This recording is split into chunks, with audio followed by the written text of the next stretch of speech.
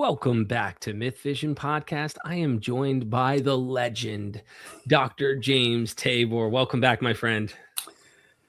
I don't even know if we've done a live together ever. We might not have. I can't remember. So anyway. It's been a while. Even if it's the second or third, it's been a while. Yeah. Absolutely. Like, it's been years. 2 years maybe. Anyway, it'll be fun. Yeah, absolutely. And my fans love you to death. And so do I. I always name drop you because. Well, not to death, but. Not to death. Close to death. Yeah. Yeah. The literalism, we got to toss out the window, right? A little bit of that, you know? Yeah, we'll do some of that right now. Now, hold it. That intro, who's the guy on the white horse? Because don't tell me what I think it might be. Please. Yes. So. What? It's you. Wait, that's the white horse in the book of Revelation? You're the white horseman in the book of Revelation. Well, as Bob Dylan once said, it ain't me, babe. No, it ain't me, babe. You're going to have to change that. I'd like you to put Bart Ehrman's face on there. Yeah. Okay, thank you. I have you next to Robin Faith Walsh. That's okay. And who are the other people? I have Elaine Pagels, and I'd have to go back and watch. Don't worry. I just re-uploaded that as the intro. I had it years ago, and then I remember it. Yeah. Yeah. But that white-headed guy, I don't know. I don't even have a crown or a horse, but let's get started. Absolutely. Yeah, we're going to dive into the Ebionites. I know you have a treat for us. There's so much information about this group that I don't know much about in depth. And you actually have done this course helping people try to understand what we called Christianity before Paul. But, maybe we can talk a little bit about this, talk about the Ebionites, help people have a better understanding of stuff, and then go sign up for all of these courses down in the description. They find them on my channel, your channel. We all are doing that. So, James, I guess I'd like to start with a question and then let you just take off, because I know you have a lot of information. What? I had no clue who are the Ebionites? Like, I had no clue they even existed. And of course, no Sunday school was teaching this. So can you help us better understand it? Well, what about the Desposunai? Do you know about them, Derek? Yeah. Let's get to them too. But first, let me explain the title of the course, because like all titles, we always criticize our titles. Like, that's not quite what I meant, but so Christianity before Paul. It's actually the Jesus movement. Let's see if I can get the letters right. It's the MJJMJP movement. So what's that? Mary, the mother, John the Baptizer, Jesus, his cousin or relative, we think. And who did I say next? M, again, Mary Magdalene, because we want to include the women, the two Marys, and James and Paul. So it's all of those letters before Paul, after Paul, during Paul, because the movement continues. But we're going to particularly talk today about how it continues and gets picked up by a group or sect that comes to be known as the Ebionites. Mm-hmm. Now, the church fathers, particularly, I would say Epiphanius is probably the most nasty. He hates this group. And he says they're named after a guy named Ebion. So it makes you wonder, does he even know anything about them? Because that's not the case. And then other church fathers say, well, it does mean poor ones, but it refers to their poor views of Christ. So imagine a group, following Jesus in some way, names themselves after, let's call ourselves the poor, inadequate ones because our Christology is of the devil. So clearly, we're going to have to dive deep to pull out who they really were, because just about every source is from their enemies, people that hate them. Fortunately, though, they have these marks that you can almost check off, and it's like a bingo card, and you go, whoa, what? This and this and this and this, and that's what we're going to do. So The course is about all the forms of the John Jesus movement. Let's just stay with the men for a minute because it's easier to say. JJJ in English. John, Jesus, and James. So the John, Jesus, James movement up until 70, but we're going to go way past 70. In fact, I'd like to end up with Muhammad. How about that? Because there's some pretty good evidence that the kinds of Christians that Muhammad ran into, or the precursors of Muhammad, we don't know exactly that early history of Islam. You've done a lot on that. It's not my field of expertise. But there's some pretty good evidence that he was in contact with Christians, let's call them. We call them that today. But they were not your Orthodox Christians, say, from Rome or even from Constantinople, as East or West. They tended to have other beliefs, and we'll get into that as we go. But that's toward the end. As far as the course goes, it has 10 recorded lessons. After I give a kind of an overview of the Ebionites, we'll go to that more. But just to whet your appetite a little bit, it has 10 recorded lessons, hundreds of pages, as well as PDFs of books that you could call a syllabus. This is a college level course. Don't let it scare you. Any of you can do it for sure. I find our YouTube people often know more than we do on certain things, and I know you would agree with that. Everybody has their special interests and so forth. But then we add, this is very unusual, 6 extra lessons. So we have 16 in all, and we do those live in YouTube sessions over Zoom. No, I shouldn't have said YouTube. We do those live because they're not public, sorry. We do those live over Zoom, and later portions of them might end up on YouTube, edited portions. And people in the course are invited, and they're recorded, and so they become part of the course. So each time we finish a lecture, like 11, 12, 13, 14, 15, 16, we put it up on the course, and it becomes part of it. But if you'll put up my notes, I'm going to zip through an overview of the Ebionites. Okay. And I'll try to talk really fast. So there's the name, and I've transliterated it from the Hebrew, Ebionim. It's plural in Hebrew.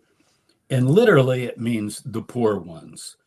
So if you had a copy of Matthew chapter 5, verse 3 in Hebrew, and there is a Hebrew Matthew that we cover in the course from Ibn Shaprut, a rabbi from the 1400s, and that is the word.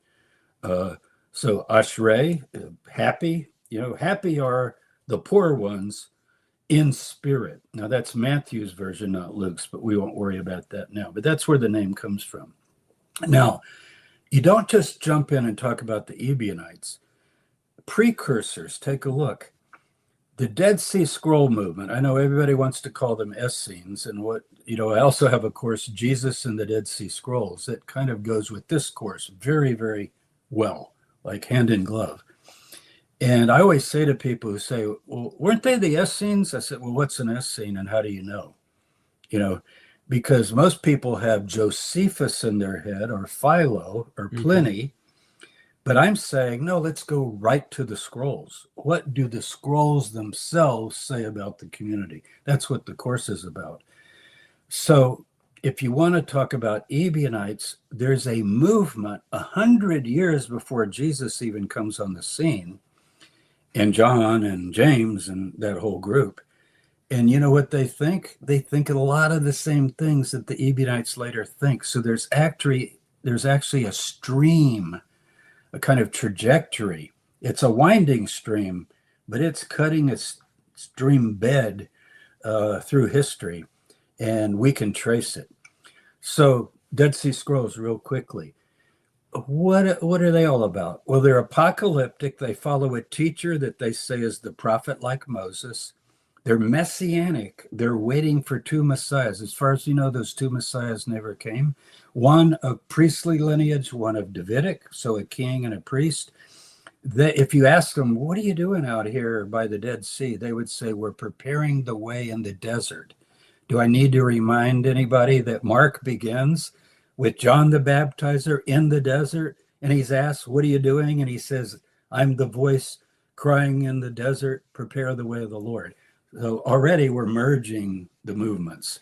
And now, are they exactly alike? No. But what about baptizing to get into the group? If you get in, New Covenant, sacred meals, Council of 12 and 3. Remember Peter, James, and John? Later, James, Peter, and John. And then you get 12 apostles. They talk about building a temple in the desert. Now, this is not made with hands. It's called a sanctuary of men. And they talk about offering spiritual sacrifices, no divorce, and so forth. Actually, on the no divorce, they quote the same text that Jesus does in Mark. They quote Genesis. Moses allowed divorce, but from the beginning, it wasn't so. And then he quotes, Genesis 3. They call themselves the poor ones, and they're doers of the Torah. Now, I'm not describing the Ebionites. I just described the Ebionites, sort of. You see what I'm saying? I mean, It's pretty tight. Now, let me say this to make the point dramatic. There is no other group that we know within Judaism that matches these characteristics, except the John, Jesus, James movement. Again, leaving out the women for a minute. Now, let's go to another group. This is almost unknown. I didn't even realize this till I began to work on this course and study it. I was never taught it in graduate school. I doubt if very many of your viewers, live or later, have heard of this. What about the Nazarenes? Nazarenes, spelled a bit differently from the Nazarenes. This is in Epiphanius. It's chapter 18, where he's describing Jewish groups before the time of Jesus. So this is also before the time of Jesus. I don't think it's the Dead Sea Scroll group, but maybe they're cousins in some ways. In other words, we're talking about these movements that are welling up from the Maccabees all the way down, probably to Bar Kokhba and beyond. But they're distinct from the Nazarenes and the Ebionites that he later describes. Here's what he says about them. They are daily Baptists. Hermos is day in Greek. So in other words, they practice rites of purification daily, kind of like the Mandeans. They're Transjordan, across the Jordan. That's where the Ebionites are going to end up. They practice circumcision, the Sabbath, the festivals. Now, here's the catch. They say the Torah's corrupted. So when you pick up the 5 books of Moses, you're not getting the words of God. Does that sound familiar? I think there was a prophet in the desert. Maybe, let's think, Derek, in the, was it the 6th century? Who said, well, you've got the Bible, but it's been corrupted. So don't think that Muhammad or anybody of that nature began to develop that idea. These people go way back. And why do they think it's corrupted? Because they think the priests have sowed tares in the field of wheat, so to speak. Does that sound familiar? An enemy has done this. They're vegetarian, and they don't believe God ever wanted sacrifices. They love quoting Jeremiah 7. In the day I led you out of Egypt, God says in that text, I didn't command you concerning burnt offerings and sacrifices, but only listen to my voice, and so forth. And in chapter 8, the false pen of the scribes has made the Torah a lie. Wow, that's how they read it. And that is a literal reading. So those are precursors. Now let's go to our group that we're studying, the Ebionites. So let that go all the way to the top with Irenaeus. Okay. Just so we have room. So Irenaeus around 180 CE. So we're jumping ahead of James and Jesus and John almost 200 years and getting into the 3rd century almost. He's the first to mention the Ebionites. Now, I don't mean just the word, because we just quoted it in Matthew, but in his book Against heresies, where he's just refuting every single thing that he doesn't think is valid, he talks about the Ebionites. This is very valuable to us because he doesn't know about two groups. Later you hear about, well, there's Ebionites and Nazarenes. I'll explain that as we go. He just says the Ebionites. They use the gospel according to Matthew only. This is a quote. They repudiate the apostle Paul, maintaining that he was an apostate from the law. So they're interested in the Torah, but they go, he did not faithfully execute or follow the Torah. As to the prophetical writings, they endeavor to expound them in a somewhat singular manner. The word here means, to us, it would be like literally. I don't mean deadheaded literally, like stupid, like you can't use symbols. But let's say if Isaiah 2 says, in the last days, Jerusalem will be exalted over all the nations, and the nations will come up to Jerusalem. You know what that means, Derek? In the last days, the city of Jerusalem will be exalted and the nations will come. It's not Christians in heaven. It's not the church. Of course, they're not thinking of that at all. So that's what it means, like a singular manner. It's sort of like the old Sunday school class that I grew up in, and you probably did too. Somebody'd read a verse. Well, brother, what do you think that means? Means about what it says. Okay, let's move to the next verse. you get the idea. Yeah. But they're also following the law, the Torah, as they see it, very Judaic. They even, look, notice this is like amazing. They even adore Jerusalem as if it's the house of God. So you can see how they're different from other Christians that begin to say, like Paul, Jerusalem above is the mother of us all, not Jerusalem below. Okay? So that's our earliest description. It tells us a lot, though. Now, go on down, and he has another quote. He says, he refers to them in particular in their connection with their use of Matthew's gospel. And they deny the virgin birth in some forms. We're not exactly sure, but some of our authorities say that they didn't, their Matthew did not have those first two chapters. Some of the church fathers that have some of their writings, this would be like Origen and Jerome and so forth. In the course, we actually go through those. This is just a quick overview. Now, later in the 4th and 5th century, so we're jumping from right after the time of John, Jesus, James, and whoever followed, they began to say, well, there's two kinds. There's a group of Nazarenes that would be like Jewish Christians who still look to the Torah and the law and the prophets, but they don't deny Paul, and the Ebionites. But I would argue that, no, the original group is not so fond of Paul. And I don't know that Paul's so fond of them. Now, we'll go through these very quickly because I want you, see the characteristics, but this is more in depth than we did with the Dead Sea Scroll group. They see Jesus as the prophet like Moses. So just like the Dead Sea Scrolls, the teacher, he's not God Almighty. He got the Spirit at baptism. They talk about the Spirit hastens through the ages and eventually lands on Jesus and nests, literally like a bird. And God says, a voice says, this is my son, whom I've begotten and whom I'm well pleased to dwell. So I'm pleased to dwell on him.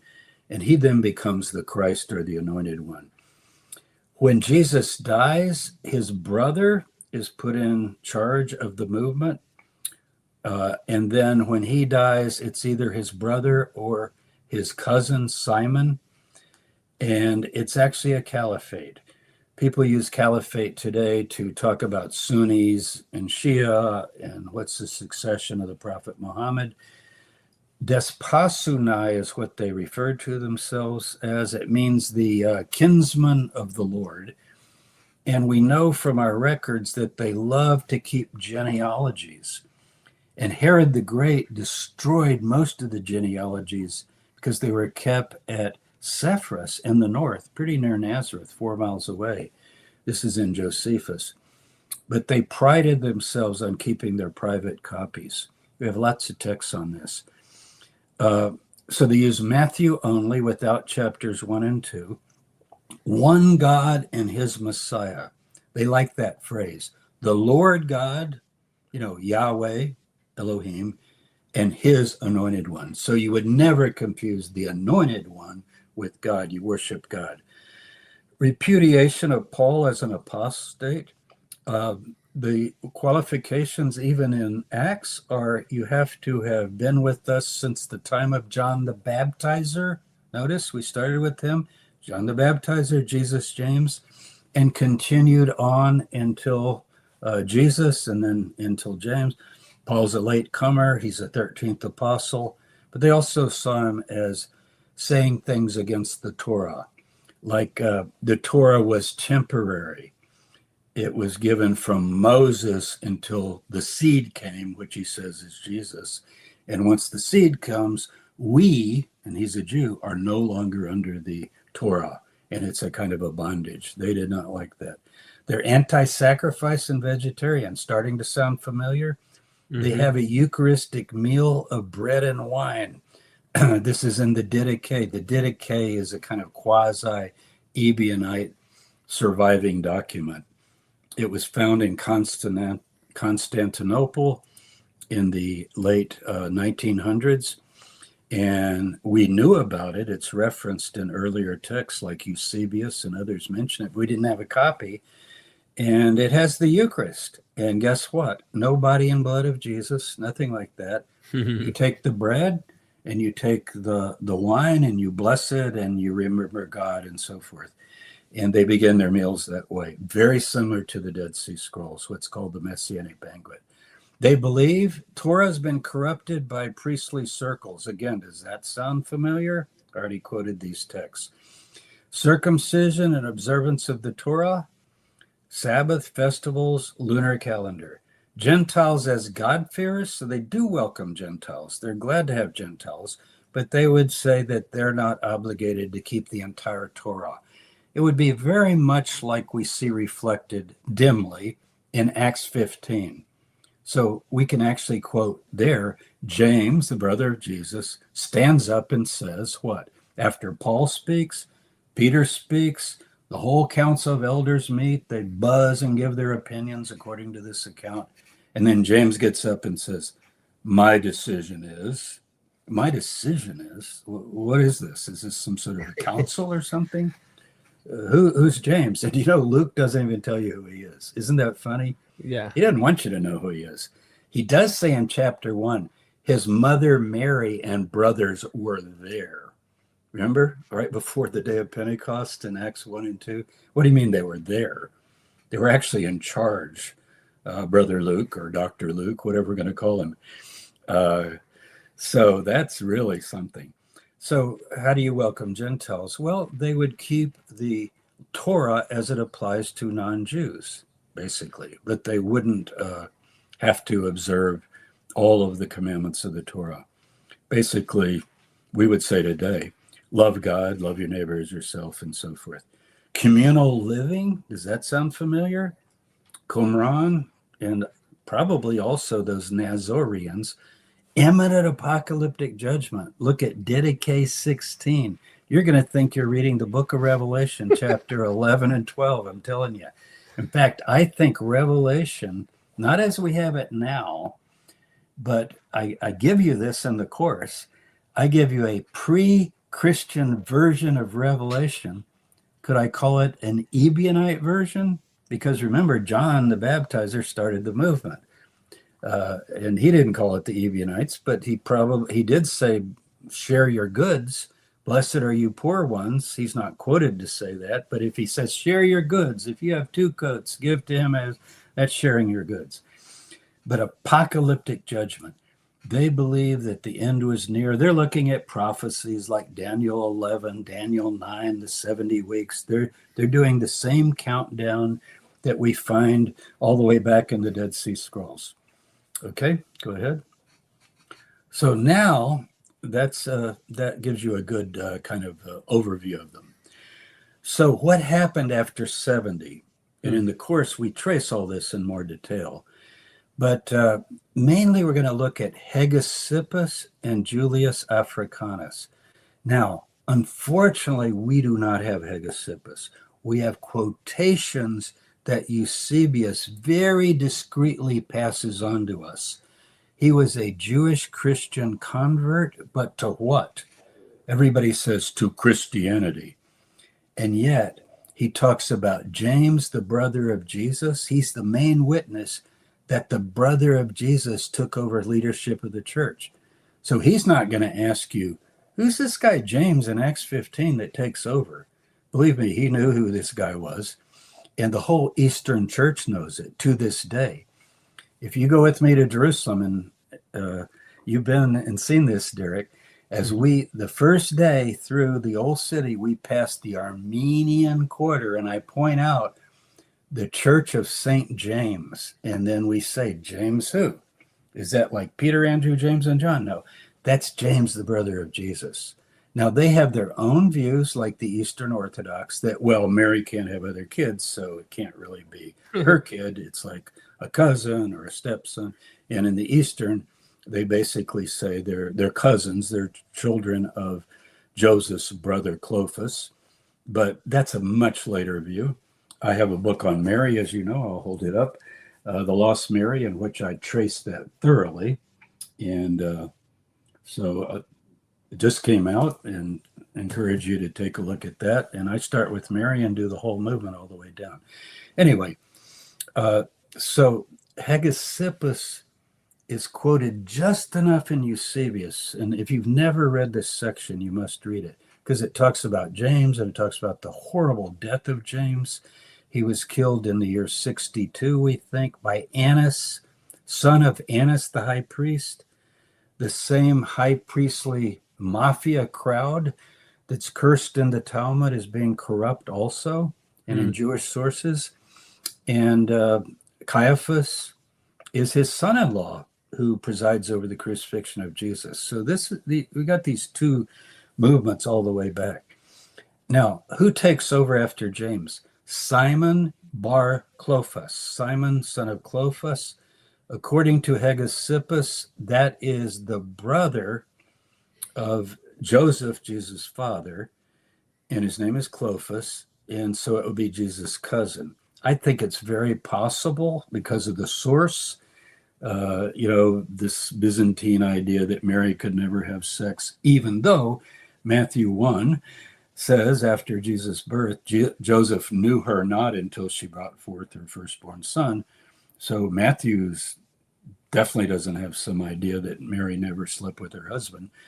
So he well could be the brother. He could be a brother of Jesus. Remember, there are three brothers we don't know anything about. They're never talked about. Simon, Jude, and Judas. Simon, Jude, and I'm trying to think. Let's see. And James, the other James. There are two Jameses. So James, Simon, and Jude, they're four brothers. I was getting mixed up. And they're part of the 12. But what do you know about them? Like, Peter, the fisherman, Andrew, and all that, James, the fisherman, and John, and you go on, Bartholomew. I do this with my classes sometimes. I've told you this before, Derek. I say, like, anybody can name the 12 apostles, and you always get one nerdy kid that can do it. But usually they can't do it, and they usually only get Peter, Andrew, James, John, and then they're like pulling teeth. Thomas, Philip, they slowly name them. But they never get those last three. Sometimes there's a kid, I shouldn't call him a nerd, he's probably like a kid that really paid attention in Sunday school, and he'll go, let's see, James, Jude, and Simon. Same as the names of the three brothers. I know they're common names to some degree, but James isn't a common name. It's actually Yaakov. That's a very rare name. It's barely even 1% of Jewish men. So 1 out of 100 would be called James. So it could be his brother. Anyway, so he's put in charge. So that's the succession. And the flight to Pella comes, the tradition is 66. Now, some people doubt this, and they say, well, that's just a legend to get the Christians out of Jerusalem in 70. But in the course, I give you a scholarly article and a paper that I gave. in which I argue, based on the views of other scholars, that the flight to Pella is actually valid. Now, let me tell you something about the flight to Pella that might make you think it's more valid than you thought, if you've even heard of it. And that would be that the Nazarenes, or let's call them the Ebionites, they were called Nazarenes until Nazarene became the other group that people said, oh, but they don't hate Paul. They accept Paul. That they fled across the Jordan. So in 1 Kings 17, Elijah hides from Ahab. And what does he do? He's told, go across the Jordan to the brook Kerith. And right below Pella, it's about 2 kilometers south of the city of Pella, is this brook Kerith. We're going to put up a map after I explain this. Now, we can locate exactly where that is because in John 3:22, you have a very unusual text about John is baptizing at Anan Salim. In just a minute, we're going to put the map up and we're going to find Anan Salim. It's not disputed. And we're going to go across the Jordan and we end up in the brook Kerith, or the Wadi Kerith. It's called today Wadi El Yabas in Jordan. I've been there 3 times. It's unbelievable. I've got YouTubes on it, so you can look on my YouTube channel and see pictures, caves all over, and it's just south of Pella. So when we read in Eusebius that they were warned and they fled to Pella, this would be Simon Bar Clophas leading the group across the Jordan. But notice in John 10:40, I call it the Jesus hideout in Jordan. I was once asked, Derek, what's the greatest archaeological discovery you've made? And I say archaeological because I didn't dig there, but it is archaeological.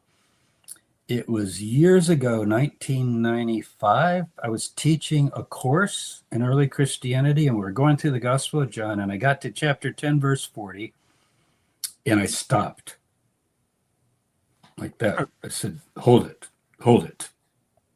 And I had maps. I had actually these Oxford maps I'm going to show you in just a minute. And I flipped open the map. I said, what is this? And Jesus went across the Jordan from the place where John was baptizing. John knows geography. You know, a lot of people dismiss John because of his red letter material. You know, they call it high Christology and all of the sound of it. It doesn't sound like the Jesus of the synoptics and the 2-source material and so forth. Dare I call it Q? Call it whatever you want, but the material that Matthew and Luke have in common, it's not in Mark. But as far as geography and place, John knows at the end of his gospel and in the beginning, he knows this sort of geography. And so I pulled the map. If you could put the map up, I'll show you what I saw and what I did. Now, Derek told me we don't have a pointer, so you've got to use my description. Everybody ready? Can you see right in the middle the Sea of Galilee? It's the only major body of water there. Now, this is north, south, east, west, like most maps. Look on down, and you'll see Scythopolis, that's Beit Shean today, and Pella. Everybody see? Scythopolis and Pella. Now, you can look at your scale of miles. About 3 to 4 kilometers south, about 2 kilometers of the outskirts of Pella. Pella is a major city of the Decapolis. It's one of the 10 cities of the Decapolis. In the Gospel of Mark, Jesus goes through all the cities of the Decapolis preaching. So he's familiar with this area, at least according to Mark. Now look on to the left of Pella. I know this isn't as sharp as we wanted it because we're blowing it up, but can you see Salim and Anan there? This is the Oxford map. Salim and I think you can see something's written there. Okay, let's go across the Jordan from the place John is baptizing, and look where we are. Do you see that little blue ravine? I think you can read it. The brook Kerith. It's where Elijah hid. John is called, Elijah is called the Tishbite. and that's where Tishba is. That's why it's called Elijah the Tishbite. So Elijah's from there. It's Elijah's hometown. John the Baptist is likened to the Elijah figure, so he's put into that area as well.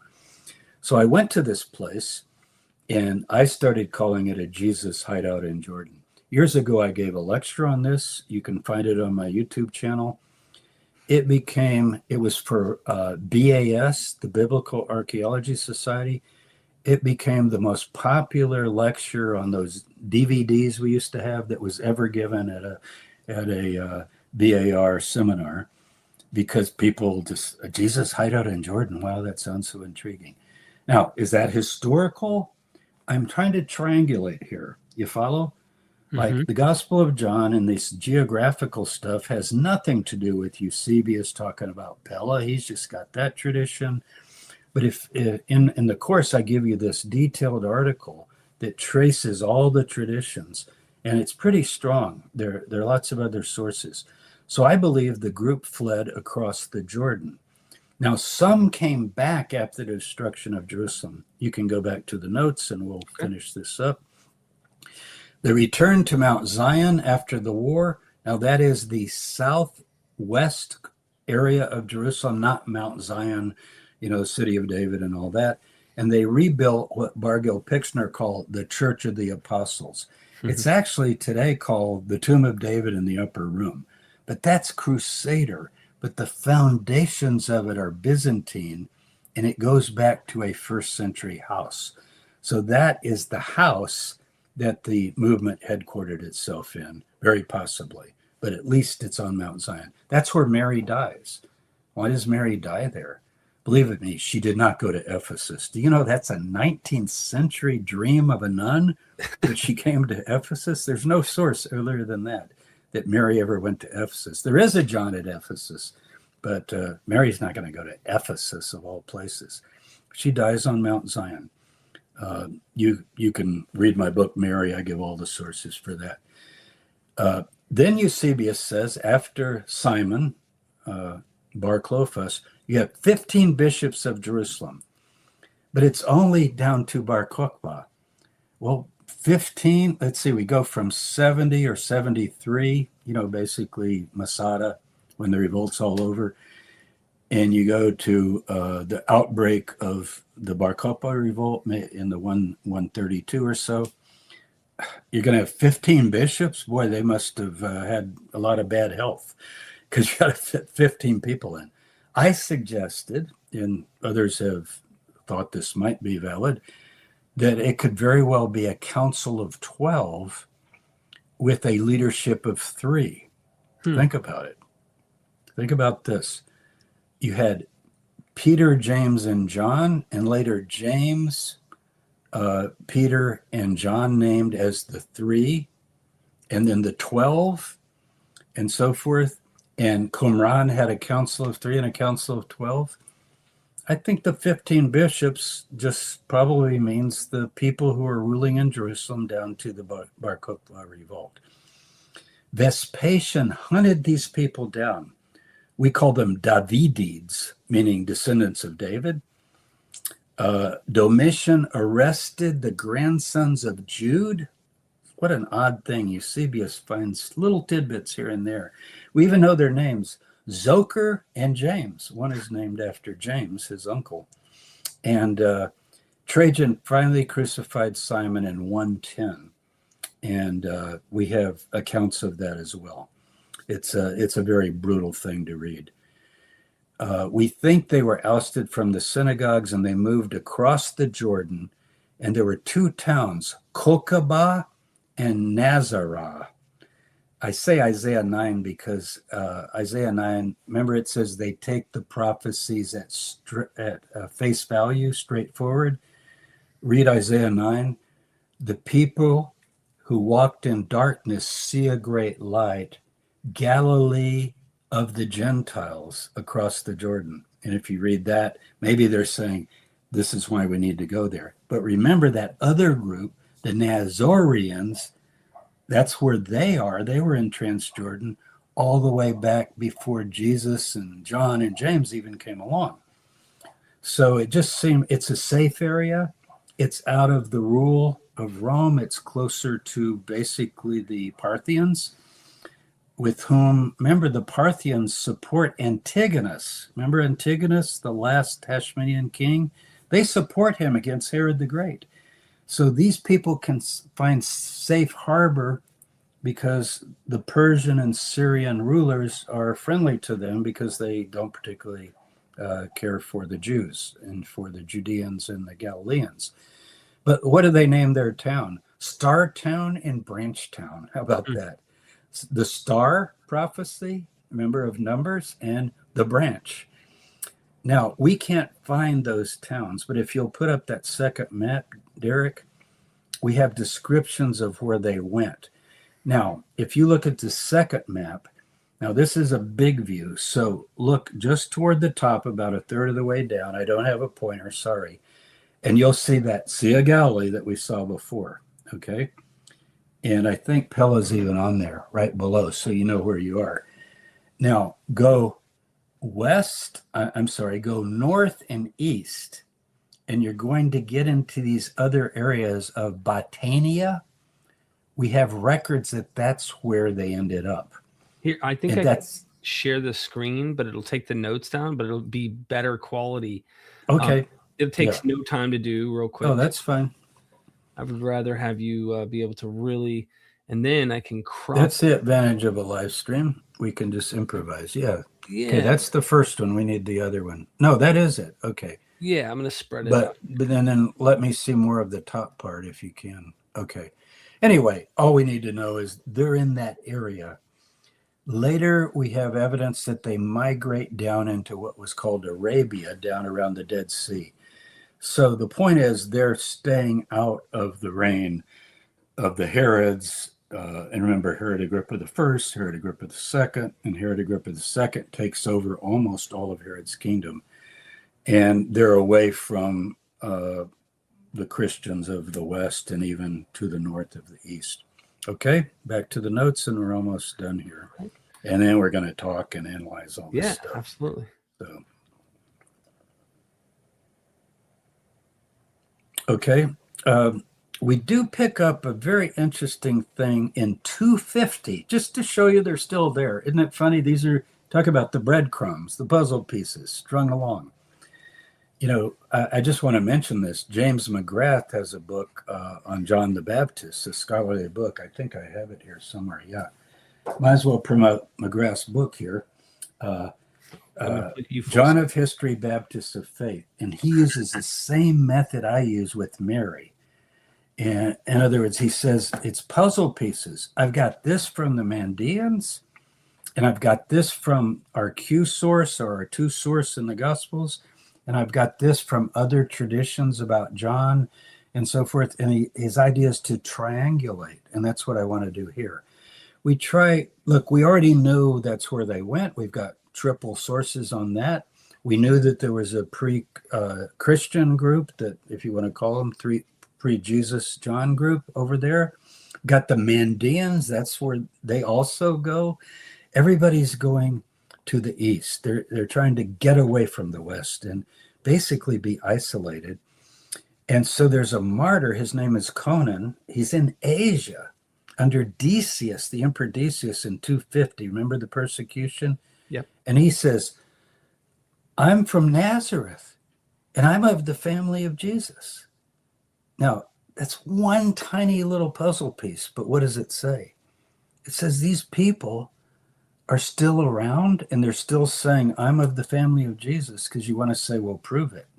And if Vespasian is hunting them down, you got to have something to look at, right? I mean, where are you going to find them?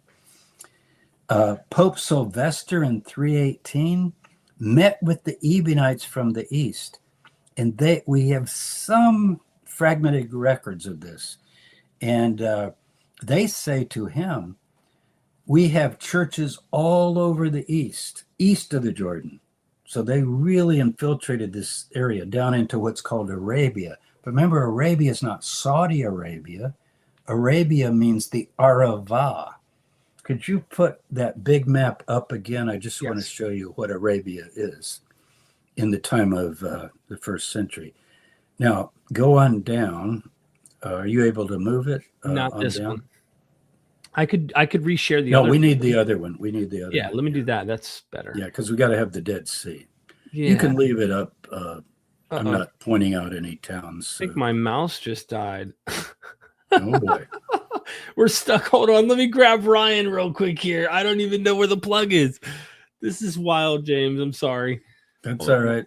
Well, I'll just go ahead and describe it, and because you can't remove the map anyway, but everybody knows where the Dead Sea is.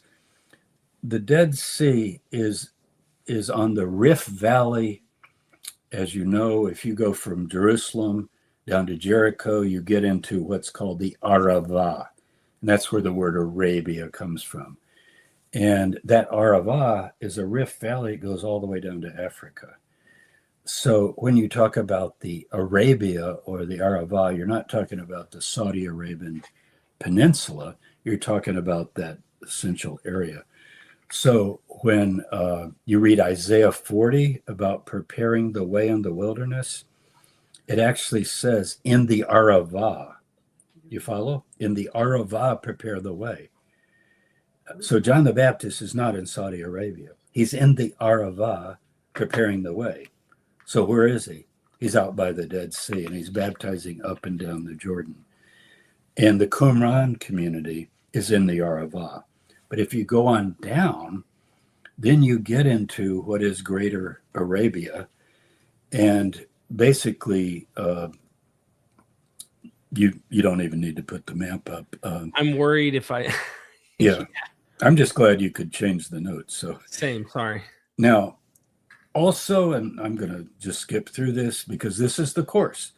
The Clementines, the pseudo-Clementines, got a lot of material on this. The Odes of Solomon, I'm not going to read it to you, but I'll hold it up to show you. I just happen to have this handout. Ode 36 is very Ebionite in its Christology, as we call it. It talks about first person, like it's maybe Jesus talking. I rested on the Spirit. He lifted me on high. He made me stand on my feet. He raised me to a high place. He brought me forth before the face of the Lord. Even though I was a son of man, meaning a human being, I was named the light, the Son of God. Reminds you of Enoch, doesn't it? So there's this big trajectory of, Enoch material, Ebionite material, pre-Christian material is all in the basket that's flowing along. And then the Elkosites, they're against celibacy, so they want you to get married, unlike Marcion. Prayers facing Jerusalem. They reject animal sacrifices. They reject Paul, but they're beginning to pick up a lot of Gnostic stuff. Have you heard of the Mandeans, the followers of John the Baptizer? McGrath is an expert on the Mandeans and has a whole section and chapter on the Mandeans. Again, picking up those tidbits. But they become very Gnosticized. I should put that with a small g. It's just that they're getting influenced by Hellenistic dualism. They're thinking more of the heavenly world than the earthly world. But still, they are, part of the stream. Benjamin of Toluta in the 11th century talks about groups like this. The Jews living in Medina and Hijaz, we think might be more Ebionite type groups. And then think of Muhammad. One God, no partners. Jesus is the Messiah, but he's not God. Eschaton, judgment, last days. God has no son. Torah is inspired, but it's got mistakes. Gospels are corrupt. Dietary laws. Noah, Abraham, Moses, Jesus, Muhammad, his prophets. Prayers toward Jerusalem. The Qibla was originally toward Jerusalem. And here we have this group above that they're talking about, we pray toward Jerusalem. Sabbath is part of the Decalogue. Everybody thinks, the Muslims keep Friday, the Christians keep Sunday, and the Jews keep Saturday. Friday is not a Sabbath in Islam. You can study that. Now, just like the Christians, you can kind of lean toward, it should be a special day and you shouldn't work. But it was never a Sabbath. So, and remember, Muslims are not Jews, and so they wouldn't be obligated to keep a strict Sabbath anyway, but in terms of Friday being the Sabbath, it's not a Sabbath. So those are the notes, and we can talk about any of this that you want, but I wanted to show you the kind of depth that we go through. So that was just an outline of what we did last week on Saturday. Now, I don't want to lie to you because I had a power outage during the Zoom meeting. So actually, I bet a lot of people who are in the course are watching this and go, oh, great, we got to hear the rest of Tabor's lecture. But with them, I don't try to rush through in, 30, 40 minutes. Right. You know how much time we spent in the last meeting? How Even much? though I lost power, I went on my phone and got a hotspot and was able to get power back enough for my computer. Let's say we were together for 2 hours and 45 minutes because we allow all this Q&A. It's longer than we're going to meet today, I hope. Yeah. So we each time with these special Zoom meetings, and we got 2 more to go, April and May, and then we break for the summer. And then I'll probably have another course in September. We'll talk about that. Somebody can ask me, what's your next course? Because I've got several ideas. Maybe we'll take a vote, take a poll, what people want. Anyway, that's it, Derek. And that's just to give you a sample of the course. And you're going to tell them more about the course and maybe even show them a little about it. I mean, this live is partly to promote the course, but it's to gather together this great group of people. I mean, I have people that have taken Mark. They've taken Jesus and the Dead Sea Scrolls. They've taken Paul and Jesus, and now we're in this one. They really form a solidarity as a group. So here's something about the course. Yeah, this is the latest. You go ahead and narrate that because you're the guy. The latest one, James. This one right here. We can view the course. You just go to the website mvp-courses.com, and you will find. You can just click that view course. It's 16 part. You just brought that up. One of the things you uniquely do is you do take the time to really sit with the students and teach them these things. You're doing the last 2 lectures within the next, it's Nag Hammadi and Gnostic text. And aren't you going to cover Marcion? What can you tease us a little bit? We're going to cover Marcion. We've already covered those others. Now, those 4 that we've covered, 11, 12, 13, 14. You just heard a bit of the one we just covered. All that material goes up. I mentioned, I have a document on what did I say? Wadi El Yabas and the Jesus hideout. You get all of that. Ryan, your wife, I have to commend her, Derek. This is a beautiful course. I haven't seen any online course that's like this. Now, as you go on down, it gets more amazing. Because you get so much material. So look at this as you go on down. Course overview, keep going. This is all just kind of a breakdown. Yeah, what's going to be inside. There's a lot going to be inside. So you get there's what you get. You own these. You own these forever, right? For life. Yeah, you own them forever. They're in high quality. I sat behind the camera listening to you, James, and I didn't know what to expect when we were going into this. I was just like, okay, this is Christianity before Paul. Yeah, whatever. Yeah, whatever. And when you did it, my brain was like, hold on, this was the easiest thing I've ever. Like, you made it so obvious that there was some because. One of the things you do here online, James, is that there's nothing before Paul, because our earliest text is, Paul. And that is an easy way of like dismissing, looking for something that may exist earlier and that, there's a continuity. So you call it Christianity before, during, and after Paul, because you want to show, it's not really Christianity as we understand. And it's so fascinating. It's the JJJ movement. Exactly. Yeah. And there's John as Jesus's teacher. We make that real clear. And Jesus joins the Baptist movement. And I didn't emphasize this, but have you ever noticed that nobody's getting rebaptized now that Christ has come, right? There's one baptism, John's baptism, and Jesus is baptized by John and so forth. Now, go back up a little. Sure. Am I I'm being silly here, but do I need to put on some reading glasses? Does that say nearly 300 pages of handouts? It does. It does. Yeah, that's Well, the other I'm thing. going to add this one and a few others, which we've already added, and you're going to have over 300, not nearly. Right. And all that other material. And as you look down, you're going to get the link, and you can go on down, and Okay. You can show. And then any PDF books that are in the private domain that I can give you, I give you. So I think there's 4 different books that you get, including one called Jewish Christianity. That's just great.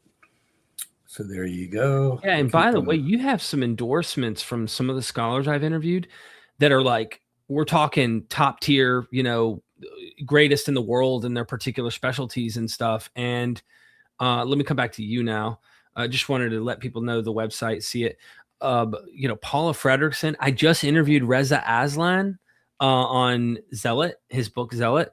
And then out of nowhere, I go and I pull your Mary book, and I'm like, endorsed by Reza Aslan. I was like, whoa, hold on. Let me see, Derek. Is that right? Let me put you full screen. Go ahead.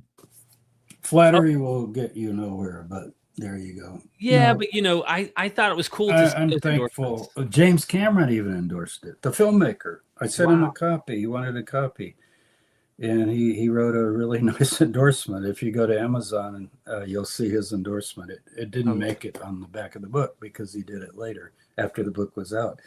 But anyway, well, I'm grateful to my colleagues and several of these people. I mean, I stand in their shadow. Paula Fredrickson and Reza Aslan, I have many differences with him, but again, you interviewed him recently, yes. His book The Zealot particularly, and so I'm glad for those endorsements. Yeah, absolutely. Yeah, there's several scholars, and then even when I'm in like common live streams and I'm thinking about something or someone brings something up, there's something I learned from you that I'm always like, oh, James Tabor actually, he reads the text, and the text seems to indicate this and not what you're saying. And so it oftentimes helps me in getting people to better understand material that's going on in the New Testament, because I'm a student as well. And I really do love what you do. And this whole area, I feel like it may be explored by a few like you, but the world doesn't know this stuff. And I really wish the world knows about Justin Martyr, Irenaeus. Like, we don't know about the poor ones. We don't know about those who wandered the deserts for hundreds of years after this, trying to survive, and were shadowed by the church, in a major way. And I think that that's a fascinating part of history that anyone who's into history like me will be interested in wanting to know. And I do argue, you don't have to put the book up again, they can see it, but I do argue this is a testament to that movement, adding the M to the equation, Mary, John, and the reason I mentioned McGrath, trying to put the puzzle pieces together, he had the same task with John that I have with Mary. There are only 12 passages on her in the entire New Testament. How are you going to write a book? Well, I had to go to all the possible sources and begin trying to pull them together and figure them out. And also, everybody that knows me knows I am not dogmatic. I am not heavy-handed. I learn from anybody and everybody.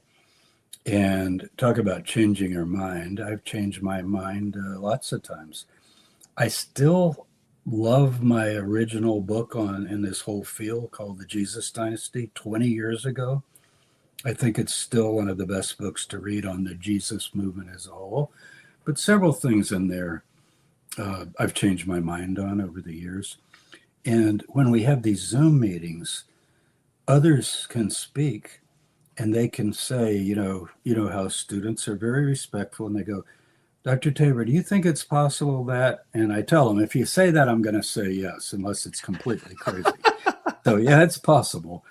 But we try to learn a method, and I try to follow this method. and that is, what could we agree on as a baseline of material? For example, do we have a record in John of Jesus going across the Jordan from where John was baptizing, and it ends up being the brook Kerith? Now, that's level one. Like, get to know all the texts and what they are. What does Hegesippus say about James and how he died? And, learn all the material. What does Josephus add to the equation? I use Josephus heavily in this book. And then you move to the evaluation of those sources. And you might throw some out for, various tendentious reasons or whatever. And then interpretation, well, that can be very fluid. So it's an enterprise. It's a quest. We all love that word. We're on a quest. And I have people in the course that are Marcionites, so to speak. They really do believe that Marcion's gospel predates the canonical gospels. Perfectly welcome to be in there and bring up those views and so forth. We can't cover everything, but we give people time to say things. And the idea is, I'm giving you this material. Your job is to take it and see what you can do with it. But I guess triangulate isn't really enough. It's more like this. We try to. Now, does that create a hodgepodge? Not if you correlate. Look, I just went from the Nazarenes, pre-Christian, to the Dead Sea group. You see what I'm doing? Mm-hmm. To New Testament materials that still pop up here and there, like John is greater than Jesus, very clearly in the two-source tradition. Among those born of women, there's none greater than John. You said, yeah, but it's qualified. But not in Hebrew Matthew, it's not. That qualification isn't there.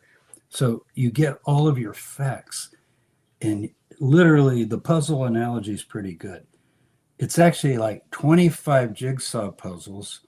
You only have about a third of the pieces of each puzzle, and you have no pictures. And you start trying to see if you can do something. And, it's tough, but that's what all historians do. Right. What are the sources? Who wrote them? How reliable are they? And so forth.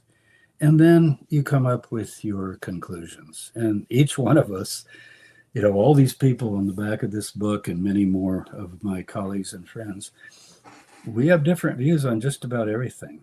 Was Jesus literate or illiterate? Could he read or not? Was he more of some means, or was he just dirt poor? And on and on and on. People differ on these things. Right. And I try to be open and to consider various views, but you are open, though. You are. I try to be. Yeah. Yeah. No, you are. But you also have a lot of primary sources, lodged in here that you've read over the years, and it helps you make interpretations. And a lot of us, we get excited. We jump to conclusions sometimes. I do it. Still do it. And then I'll have you call me and you'll be like, hey, Derek, saw that earlier. And it makes me feel so good that you even checked. Yeah, I hate to do that, but sometimes. Hey, Derek, that's not right? That's wrong, right? You made a mistake here. And I'm like, oh, snap. I'm learning, James. You know how it is. But also, I accept you have all kinds of people on your channel. And yes, sir. It's not as though they agree on much, Is Josephus's testimony, is it a forgery, a partial forgery? You got Schmidt, you got this view and that view, and you got Steve Mason, and I love Steve. I love it. But every historical field is like that. Do you know, if you even take 2 or 3 of the major biographies on Lincoln, and look, we're talking about the 1860s, they will differ tremendously. And if you go to George Washington, don't even talk about it.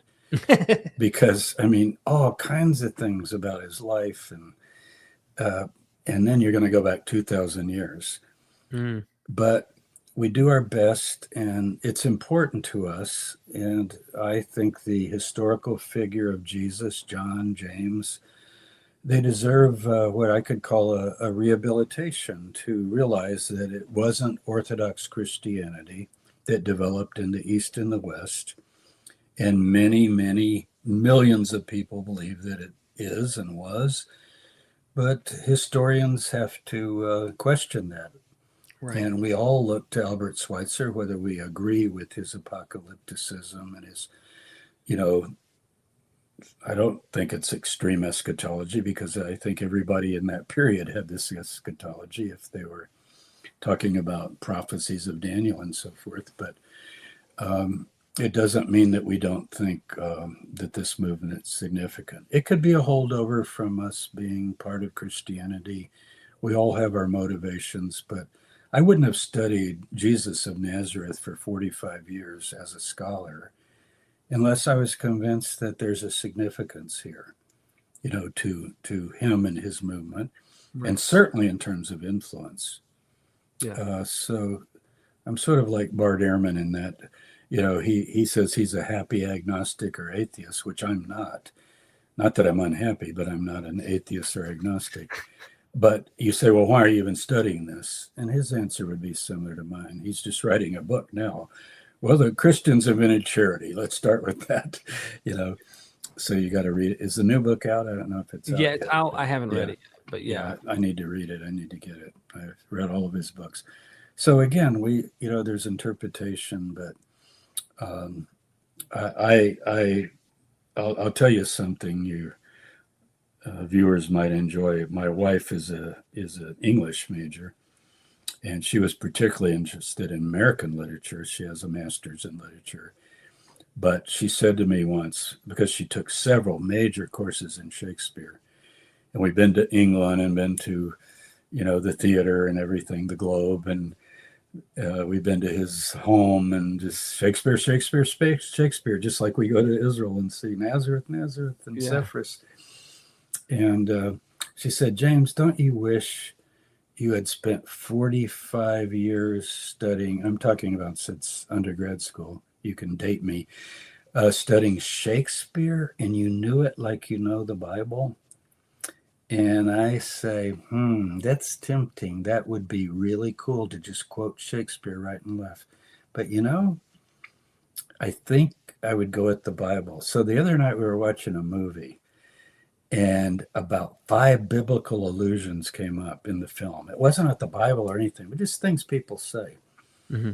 And I said, Lori, who's getting quoted more, Shakespeare or Jesus? And it's part of our culture. It's in our mother's milk, at least in the West and many parts of the world. I think it's very worthwhile. Absolutely. Absolutely, James. I ask everybody if you enjoyed what you heard, and this is obviously something you're interested in. You want to understand the history behind some of this movement, not just some of it, as much as we can with the sources we have, walking hand in hand with what James is presenting. Join the live Zoom meetings and go in person and hang out with James. Sign up for the course. We've got it pinned here in the chat. And, you know, take your learning to the next level and keep continuing. We're going to keep doing this stuff, trying to help more and more people get this insight. I mean, this is stuff you'd have to go to the institutions, the actual upper educational institutions, to find a lot of this material, unless you really know how to read and dig into primary sources and unravel a lot of this stuff. And that's a lot of work. And it's really cool to see someone like you, James, who retired, but you didn't really retire. Like, you just keep going. Well, I took I gave up one job after teaching at 3 major universities, Notre Dame, William and Mary, and UNC Charlotte.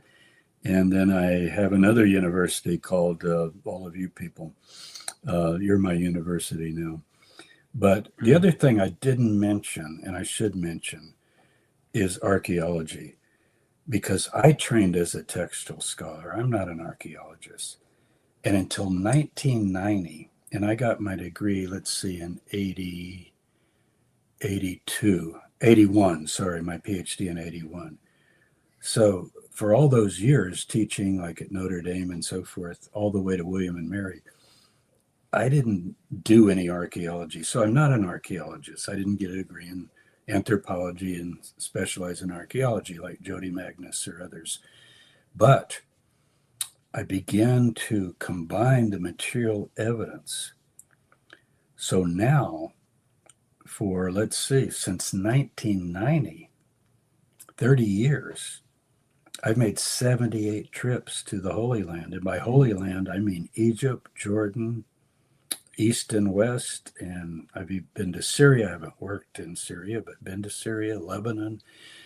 I've even been to Iran, but not as an adult. I lived there as a teenager for a couple of years.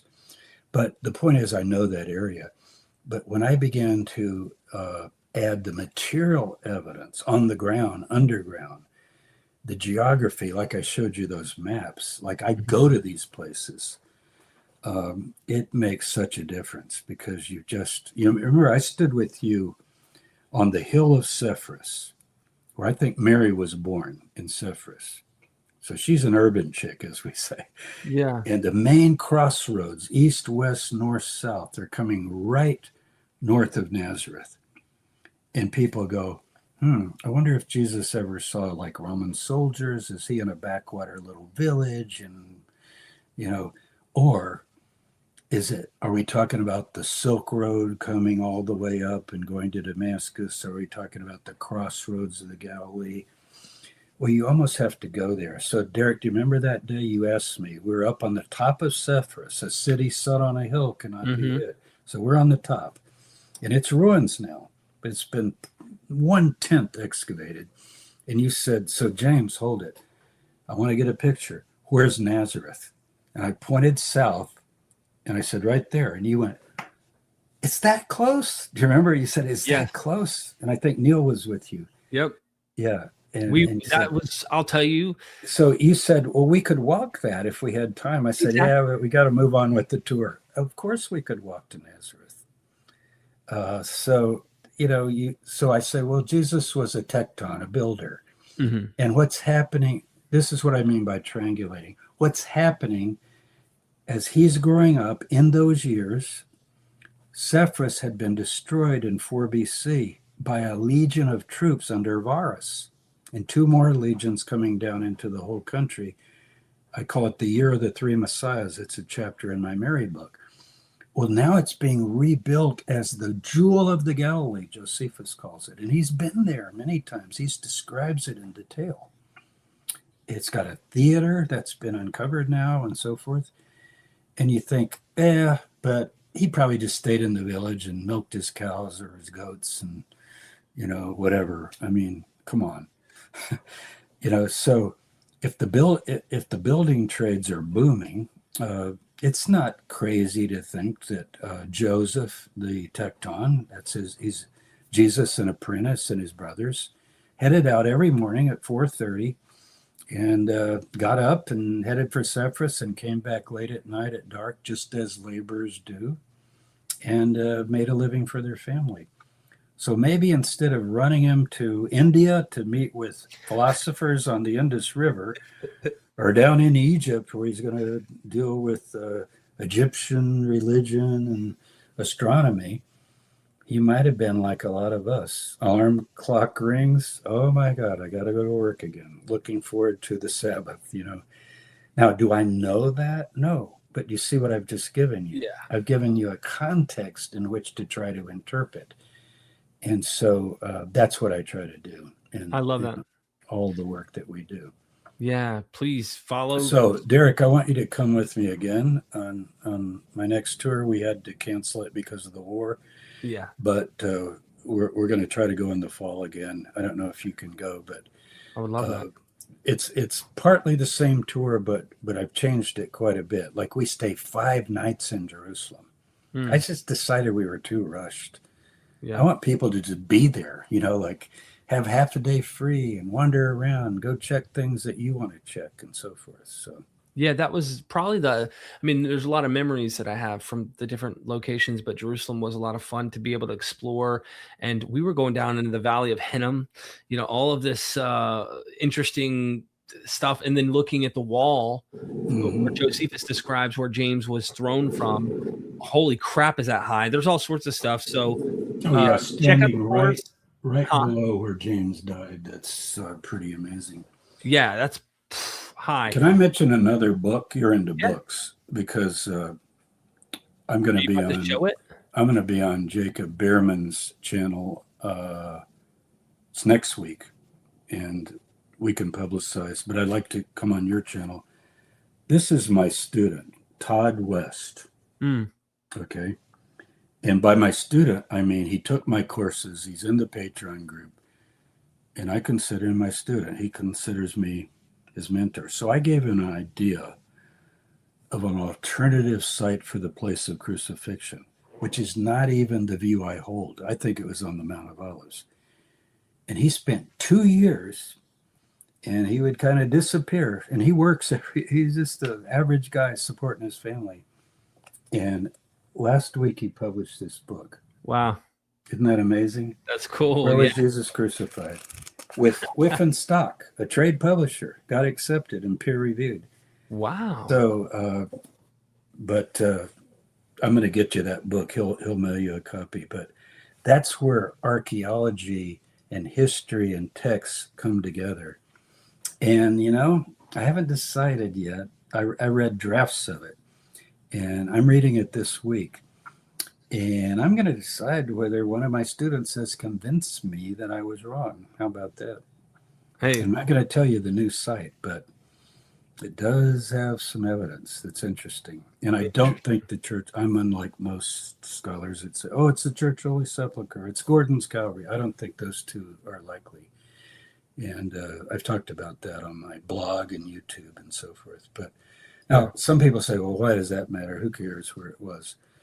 Well, the reason I care where things are is because they put you in touch with things, not only geographically and visually. Like you say, well, I don't care if Nazareth was 4 miles from Cephas, so what? Well, come with me there and you'll begin caring. You almost have to experience it. Yeah. And Carl Sandburg has a poem I always quote. I won't quote it all, but he talks about the grass. Pile the stones. Let's see. What is it? Pile. I can't remember it, so I'm not going to quote it. Anyway, he talks about going to a battlefield later and how the grass has covered it over. And yet what went on at that place? And at the end he says, what is this place? Where are we now? You know, it'd be like visiting Gettysburg, you know, in our country, if you've ever done that. I mean, you can hardly keep your heart in your chest as you watch and see the exhibits of what happened with our own countrymen on those bloody days. And what is this place? Where are we now? So I think it does matter where things happen because it gives us understanding of some things that we wouldn't get otherwise. So it's not just a kind of trivial thing. Oh, well, he thinks this and somebody thinks this. So what? Who cares? We're down to the ground trying to, like if I'm in Jerusalem and I'm walking on some stone pavement that's ancient, I want to know, is it first century or Byzantine? Now, some people wouldn't care. Like, who cares? You know, it's just ancient pavement. Well, if it's first century, and we have a lot of first century pavement uncovered now, streets that Jesus walked on, that Paul walked on, there's just something in me where that matters. You know, I don't necessarily take off my shoes and say it's holy ground, although I might, but it's just the sense that you're touching history. Same if I'm on the dig on Mount Zion and somebody says, Dr. Tabor, come here. I think I found a coin. What is this? And I go, Pontius Pilate. Wow, amazing. You found a coin of Pontius Pilate. And look where we are right here. Or a crucifixion nail, which is also found. So, you know. Yeah. Or tombs. I did quite a bit on tombs. So anyway. Yeah. There's so much. I love it. Your passion is there and it's contagious. And we have some super chats. You want to hit those real quick before we wrap it? Yeah, I'll stay. Okay, David, thank you. If they've sat through this, I'll stay. David, thank you for being a member. And then thank you for becoming a member. Pray to God. I appreciate that. Thank you so much. Solera Knight, thank you for the super chat and the membership. Ebionites specifically rejected Paul. Why? They thought he was teaching Jews that the Torah was no longer valid. and that had been superseded with this new covenant. And they thought the new covenant was a renewed covenant with a kind of reconstituted Israel. So when John the Baptist, this goes back to John the Baptist, when he would baptize people, he would say that you're part of this new covenant movement, very similar to Qumran. And they thought that Paul was against the law. Now, the book of Acts implies that Paul was not, because, you know, the author of Luke Acts wants to say that Paul, he's a faithful Jew, and he kept the Torah as a Jew, and he doesn't tell Jews to give up the Torah. But it has to do not just with trivial things, but say the Sabbath day that's one of the 10 Commandments. You know, adultery, murder, lying, and so forth, idolatry, the Sabbath. Should that be discarded because there's this new covenant?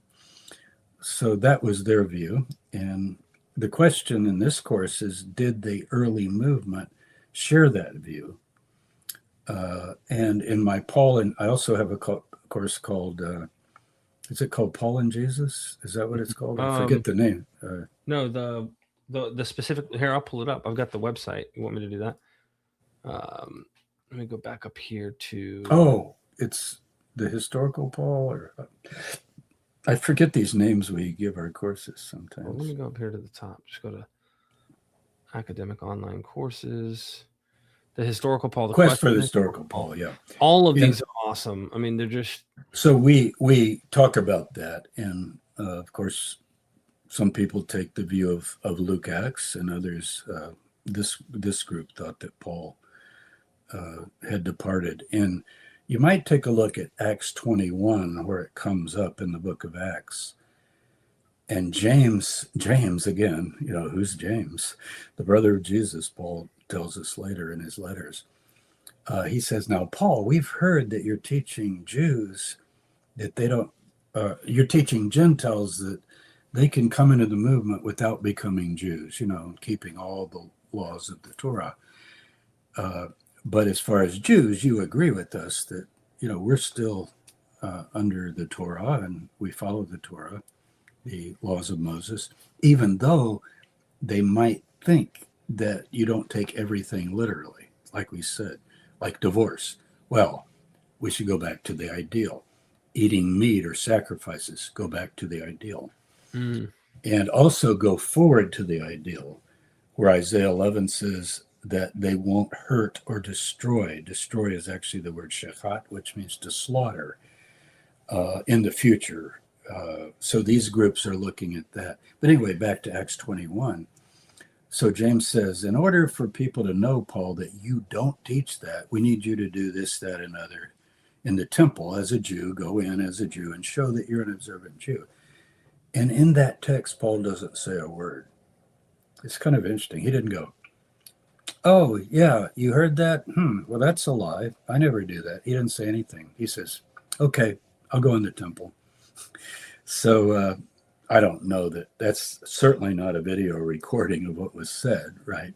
But you see the issues involved there. And then I go to Paul's letters, and he says, to the Jews, I become as a Jew, and to the non-Jews, I become as a Gentile.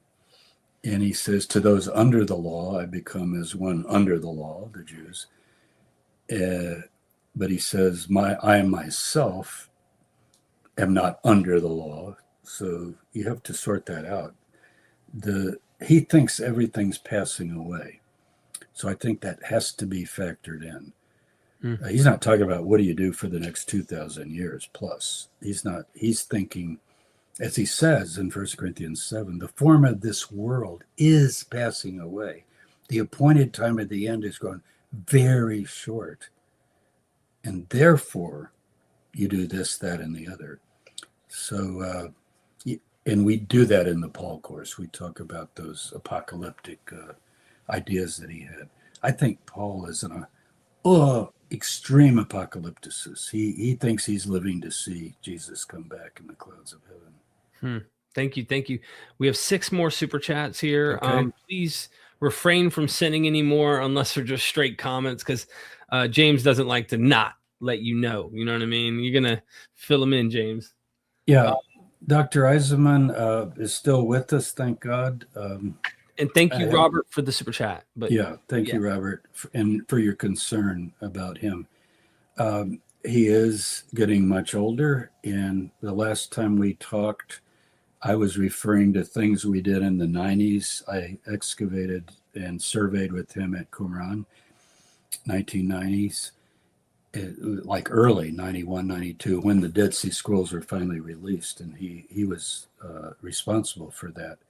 Even though Herschel Shanks published them, he got the photographs from Elizabeth Bechtel that had taken them.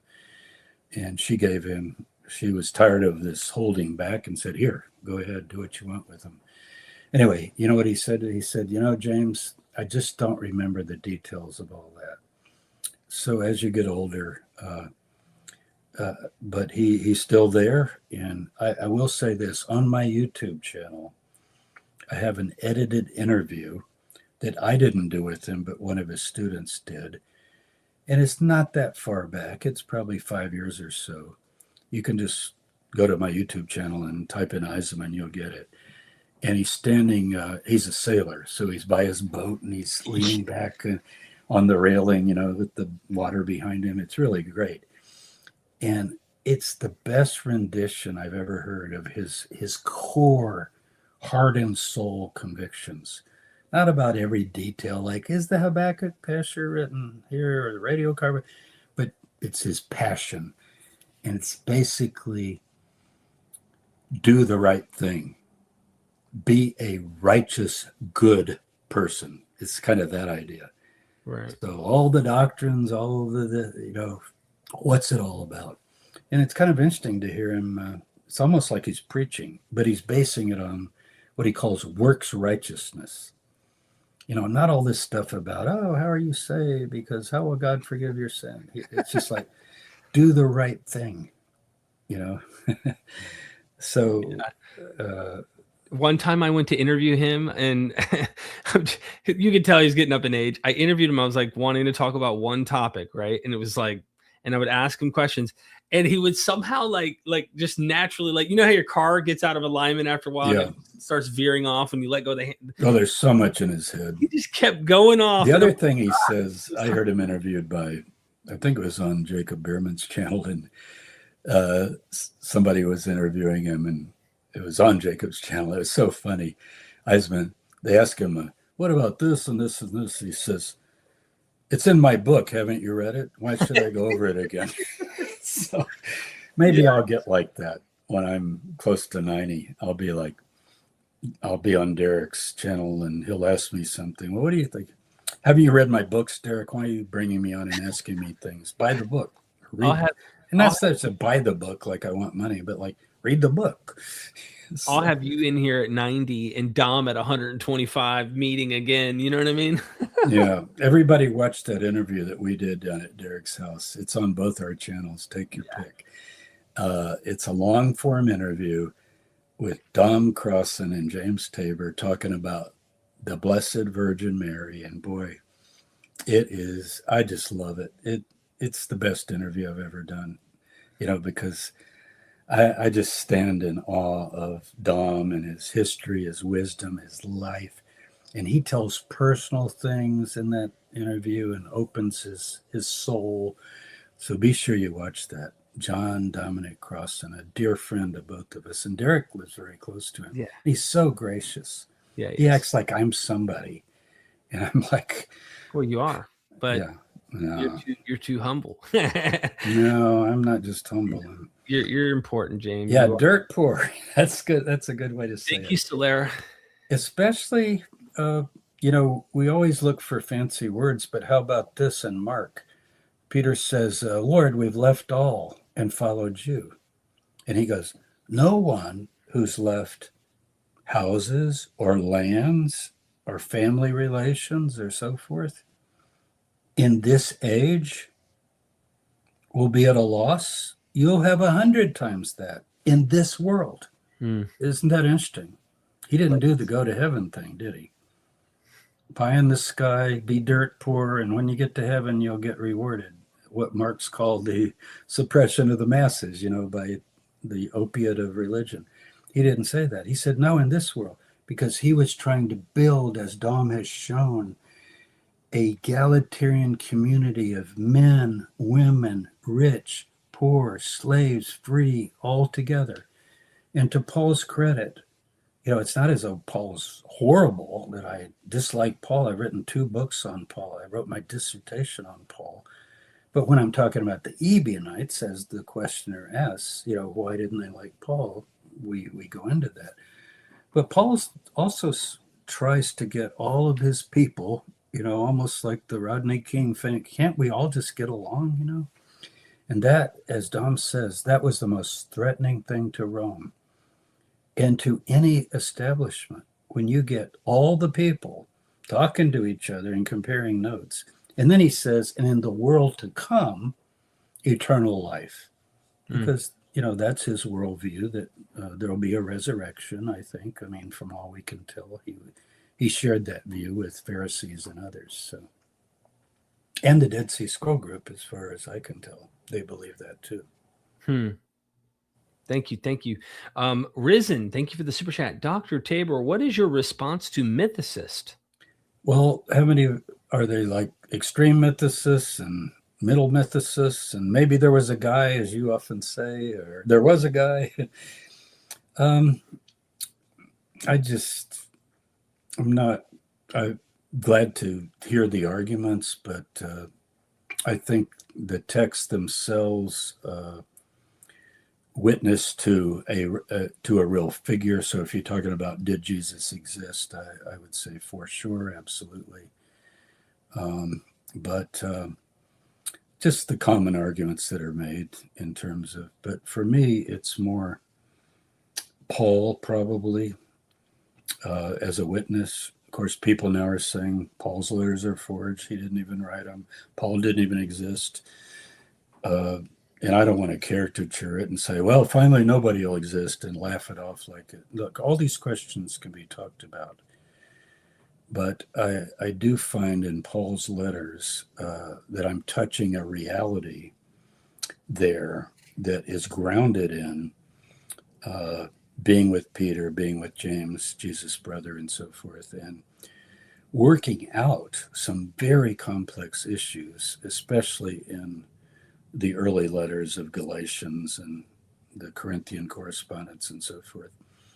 And so what I think of them, I guess I could say some of my best friends are mythicists, but including Derek when I met him. But yeah, back then I was. But I don't share that view. And Dr. Price and others, Richard Carrier, we all know each other. We respect each other. But some of these things are impressions and a sense that people get. They can be articulated, but they're also a sense that you can get to know someone from letters of this type. And I have read, I did major in Hellenistic religions under Jonathan Smith at Chicago. I'm kind of not a New Testament scholar. My field is really Hellenistic literature. So all the things that Robin Faith Walsh and others do, many of us that work in the field, we've read the other material, we've read other literature. And the letters of Paul, the early letters of Paul, have a ring of genuineness to them, to me. It has to do with the content and so forth. And that comes from just reading them probably 100 times in Greek and being really, really, really familiar with the ideas and the way they mesh and don't mesh and the struggles and so forth. I don't think it's a literary creation. Gotcha. I think it's a witness. Now, when you get to Acts, particularly Luke Acts and particularly Acts and some of the other materials, I certainly don't think anybody's running around with the videotape recorder. And you have to also go critically through the sources. But statements like among those born of women, there's none greater than John. put in the mouth of Jesus gets mitigated by the equivocation that's added in the Greek text, but it's not in the copy of Hebrew Matthew that I think George Howard has shown has the most possibility of being not a Hebrew translation of the Greek, but an independent tradition. And so I think we could say a few things about John historically, as McGrath tries to show in his book. It's really a great book. I highly recommend James McGrath. See, I recommend my colleagues' books, Derek, as you know. Yeah. Thank you, Risen. Appreciate that. James, thank you. Macho Baca, thank you so much for the super chat endorsement. Dr. Tabor's Christianity Before Paul class is excellent. Course packet has 489 What? I didn't know I had that many. of material. Dr. Tabor's knowledge is incredible. That must count some of the books we give you too then, but that's huge. Yeah. Well, what I've done, I'll tell you, I taught courses on apocalypticism through the ages, Paul, Jesus, James, John the Baptist, and a lot of it's on my blog and on my YouTube channel. A lot of the materials are there. You can go get them to some degree, but when I put the course together, I assemble it for you in an organized way. And so you're actually getting what I honed and hammered out for all those years, teaching these courses at 3 universities. And I changed them every semester. I never taught the course the same way. Most of us don't. You know, this idea that you become a professor, get tenure, and then you got your syllabus and you just teach that forever. I would be bored to do that. I just record it and say, hey, you're all getting A's. Watch my videos and I'll stay home. You know, so thank you for that endorsement. Yeah, thank you so much. Really appreciate that. Azupiru, thank you so much for the super chat. What points do Genesis 3:7, Jeremiah 17:1, Deuteronomy 21:12, and Daniel 4:33 have in common? Are walls falling, lintels smitten, and capitals cut? You're going to have to remind me of Genesis 3:7. Do some walls fall there? I have to pull these texts up. That's the creation text, I think. The second creation text, right? Ending, yeah. Genesis. The Garden of Eden. Yeah, it's the gates to the eyes Garden of both of them were opened, and they realized they were naked, so they sewed together and made cover. Are they falling? Well, this is literature and uses various images and so forth. Daniel 4 would be the fall of Babylon, maybe. Yeah, Nebuchadnezzar. Are you asking, does that actually happen or didn't happen or whatever? I guess you'd have to take each one individually. What does Jeremiah 17:1 say? Jeremiah 17 says, Judah's sin is engraved with an iron tool, inscribed with a flint point on the tablets of their hearts and on the horns of their altars. Okay, there you go. Sounds pretty metaphorical to me, but it sounds like Job. Remember when he gives his case, how God is not just? He says, I wish my case could be written with an iron pen on a rock. Now, I don't think he wrote it. He said, I wish. And then my Redeemer, I know that my Redeemer lives. People read that today. It's in Handel's Messiah and so forth. And they go, oh, that's Jesus. He's going to come and read what Job wrote. Well, it's not Jesus. It's my lawyer will come someday and will say, God, I found this record of a guy you really mistreated. And it survived because it was carved with iron and stone. And I've got a argument with you here. You really mistreated this guy. Are you unjust? And it kind of reminds me of the story in the Holocaust that Elie Wiesel tells. Do you remember the story at Auschwitz, where the rabbis spend hours debating whether God is just or not, and they're in the camp, and they vote at the end, and God is not just, like Job, until he gets shut up at the end. I'm talking about the middle part, chapter 19. So what Job is saying there, and that would be another one you could add, an iron pin on a rock means I want a permanent record, kind of like the copper scroll, like that's in metal, right? Because I'll be gone, my body will be destroyed. But it's hard to translate. In my flesh, I'll see God, but it's. I don't think it's talking about resurrection, because he already said, I don't believe in resurrection. What he's saying is the lawyer for the defense, the Goel, will read that, and I will live again, because he's going to take my case and prove God wrong. But in the Auschwitz story, the rabbis vote against God. God is not just for allowing suffering. And then one of them says, I know he didn't look at his watch, but you'll get the idea. He goes, you guys, it's time for afternoon prayers. Come on. You get it? So, oh my gosh. And that was not everybody's reaction, but it does show something about the fluidity of debates about theodicy. I love that, though. Yeah. I kind of, he passed it along, and he says that happened. Thank you. Thank you for the questions. Yeah, thank you. Solera Knight asks, Ebionites saw the Roman god Jesus as Antichrist? ? Later, in terms of Jesus becoming God incarnate and all of the Christology that develops, I have no idea what they thought of Nicaea, if you want to go that far down, but they certainly would think it was idolatry to worship a human, no matter how important or exalted, rather than the creator God.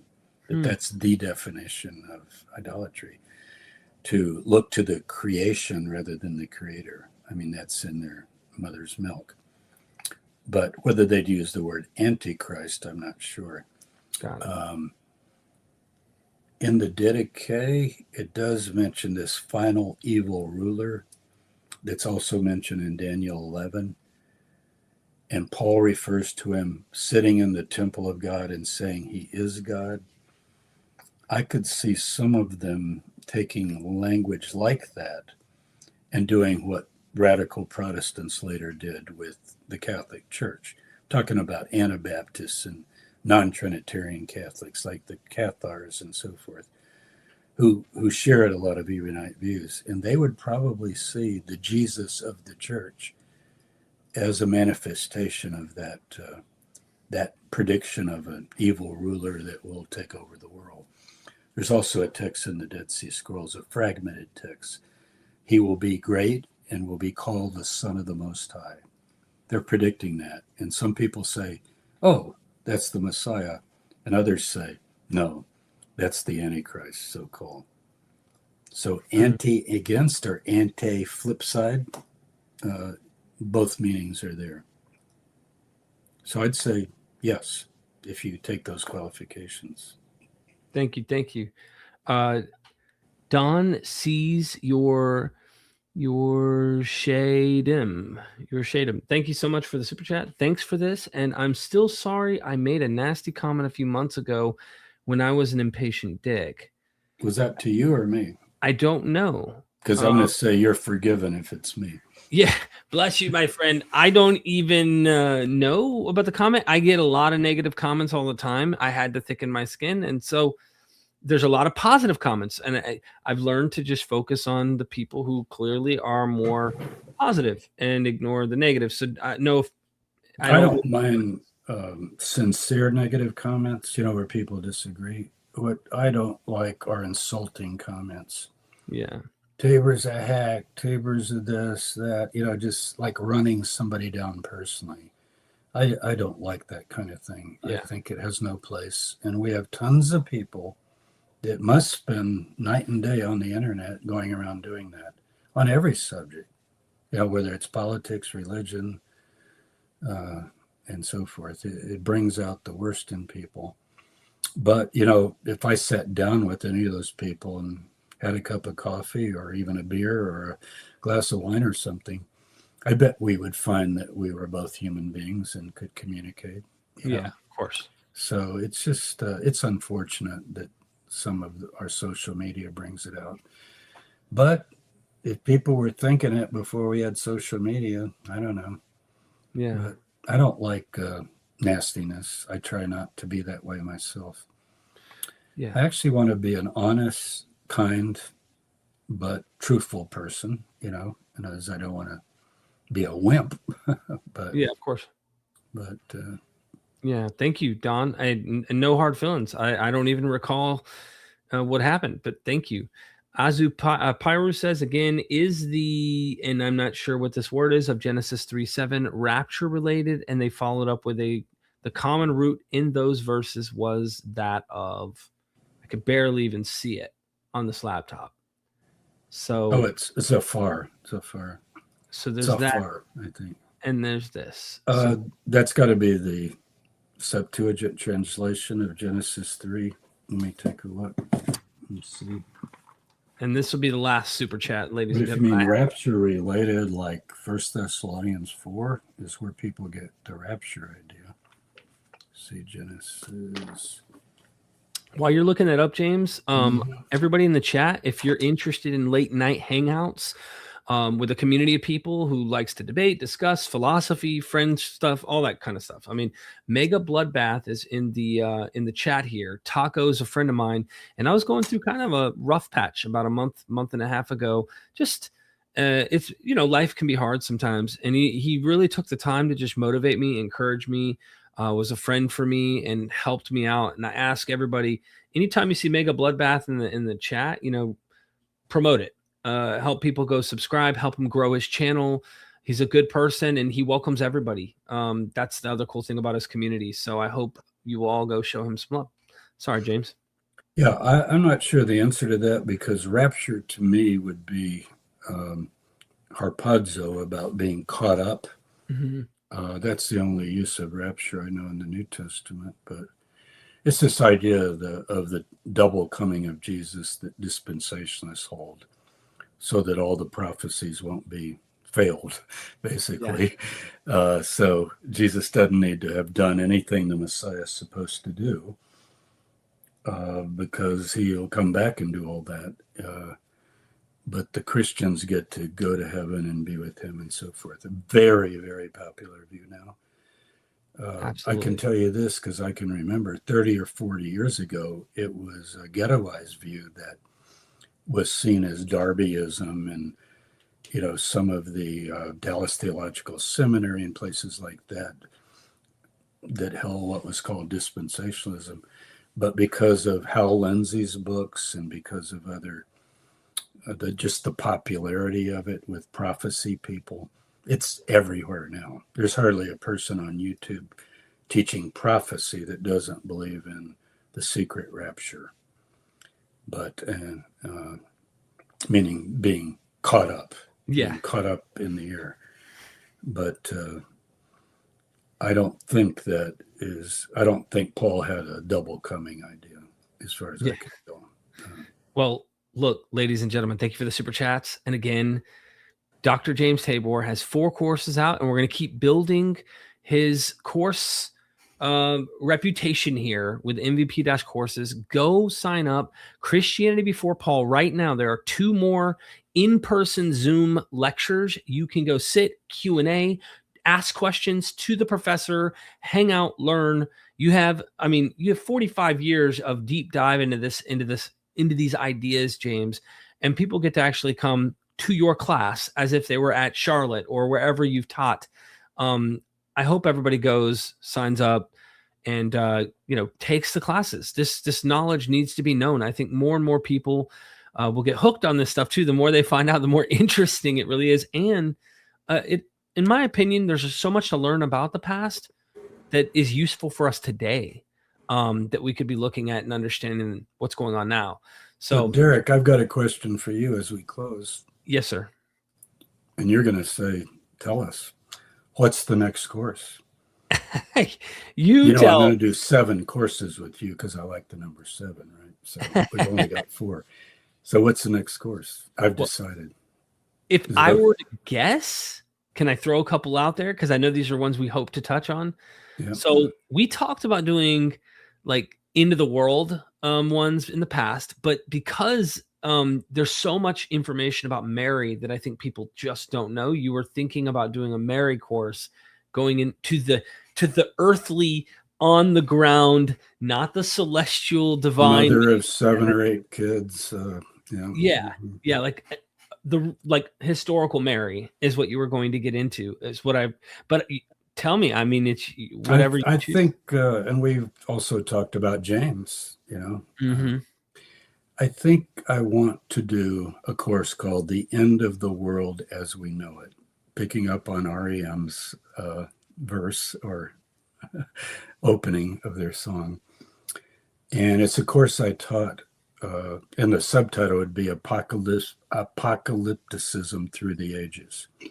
Because remember, one of the things about me that people probably don't know, and I guess I should hold this up because it's in print. Yeah. Why would James Tabor, a New Testament scholar trained at Chicago in Hellenistic religions, be talking about David Koresh, the Branch Davidians, and Waco? Mm-hmm. Well, again, there's a lot on YouTube, my YouTube channel, James Tabor Videos, but I was involved in it. So I'm very interested in how these ideas that are fundamental, basically from Qumran, right?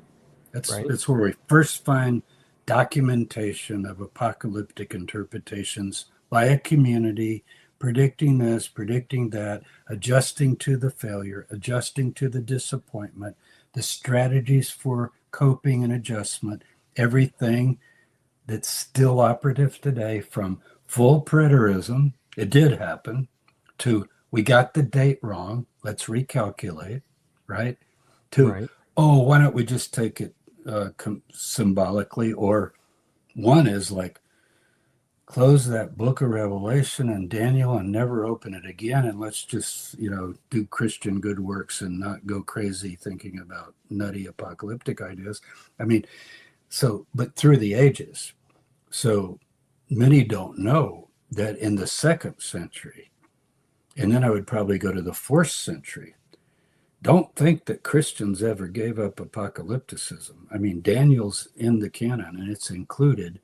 In fact, in the Septuagint, it's with the prophets, Isaiah, Jeremiah, Ezekiel, Daniel, like a Christian Bible. Mm-hmm. So you don't say, well, that's not important. No, you have to figure out the beasts and the horns and what's happening.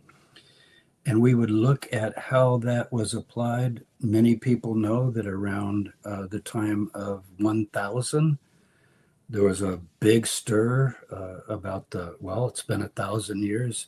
Maybe, Jesus came and 1,000 years later, he'll have to return. And then we'll go into modern times with Darby, the dispensationalist. He's from the 19th century. Most of the indigenous American groups, Mormons, Seventh-day Adventists, Jehovah's Witnesses, they're very apocalyptic. Right on down, and I guess we would finish with the Gulf War and Donald Trump. You see what I'm saying? YouTube is full of stuff right now. So I think apocalypticism through the ages would be a great course, and I think it's very timely. I want to do Mary, but since I just published the book, I think we can let that rest a while for another 6 months or so. And so I'm hoping this summer we can film the End of the World as We Know It. Absolutely. So. And someone popped this in last second. Steve, thanks again. Do you know if an update on Theophilin Holy Sepulchre, the pollen? The pollen Holy Sepulchre? I assume they're talking about the Church Holy Sepulchre. No, I don't. I don't know that. Okay. I don't think it's the tomb of Jesus, but if that's what he's asking. I'm not sure. Usually people talk about pollen on the Shroud of Turin. That's usually where you hear that. Yeah, pollen. But I don't know, Steve. Sorry. Okay, James' question is this: Do you want me to bring back the apocalyptic just make it as an outro too? and not let's not do the Matrix like I usually do. We just go with the apocalyptic. So everybody, because now everybody who watched the intro, Well, I don't want to be the white horse guy, but you are though. You are why though. don't we name another scholar? Let's make that Price, Dr. Price, Bob. No, we have to. So we're gonna have to. We're gonna have to show people new four Well, horse. he's got a beard and white hair. He can be the guy. Yeah, but people saw the intro, so they're gonna have to watch the outro now that they know that you're the. Ask people to let you know in the comments if they would like the idea of such a course. I think that's what I want to do. I've got so much material. It is so interesting. People don't realize in the 5th century, the 400s, major bishops had their nose in Daniel. Sir Isaac Newton was more interested in Daniel than he was in physics. Do you know we have his notes on Daniel where he predicted things? It's just, we'll go over all that material. It's so fascinating. All right, I'm typing it out. Press 1 if you want this course. Let me know, and I'm gonna look at and just see. Let's see if we can get some attention going on here. Mm-hmm. Yeah, that way everybody has a on-screen cue. Would you be interested in Into the World when people constantly predicted and believed it was about to happen right now throughout history? I would love that. I mean, sabotage Zevi. We can get into all. Oh yeah, Jewish as well. Yeah, and also at the end we'll have fun. We'll add some Zoom courses, and I'll have a lecture called Messiahs I Have Known. How about that? Because I've known several messiahs. How about that? You really have. Well, I have emails from some of them, but David Koresh, I had very direct contact with. So. Absolutely. Okay, so we got 1, 2, 3, 4. Oh, we got another one where they're like, is it free? This work, lots and lots of work here. It's practically free. Yeah. Compared to what people are charging elsewhere for courses, it's absolutely without free because of all that we give you. Yeah. Yeah, I think so far in the chat, I've seen probably like 10. If we get 7, I'll do it. So we got, okay, you got 1. So hold on, going up. 1, 2, 3, 4. Someone said yeah. 5, 6, 7, 8, 9, 10, 11, 12. That's good. We'll do it. No, we're going to do it, and we'll sign up a lot more than 12. I think it will be maybe the most, I don't want to say popular, but what's the word? I think it will draw more interest than any of the others because nobody does this. I don't know. I know college courses in college that do it because they use my book for Waco. And I often get asked to come to a university and handle that section, like at Rice University. I think I'm going in the spring to talk about, they want me to talk about Waco, So yeah. At different times. But I don't know anybody that's done this online. But I want to do it for the past, basically it would be from Qumran to today.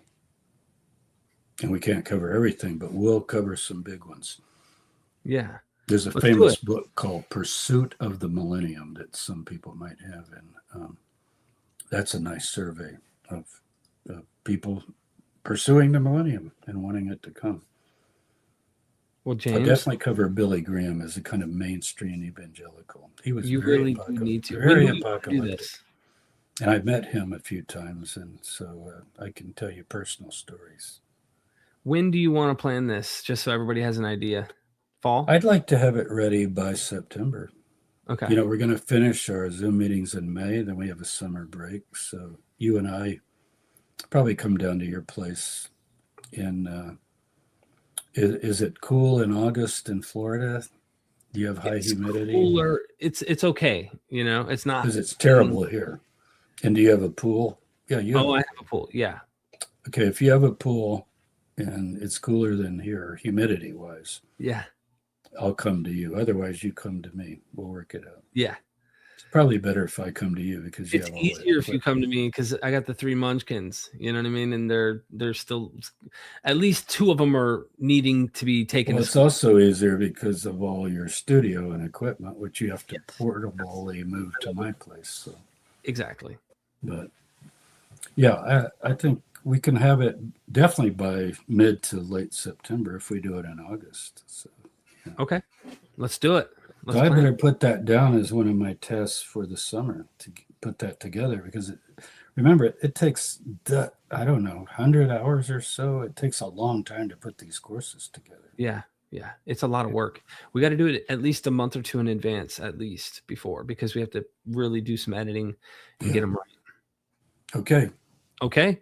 So fall. The apocalypse. Everybody who's watching right now, like the video, sign up for the course, for James Tabor's course.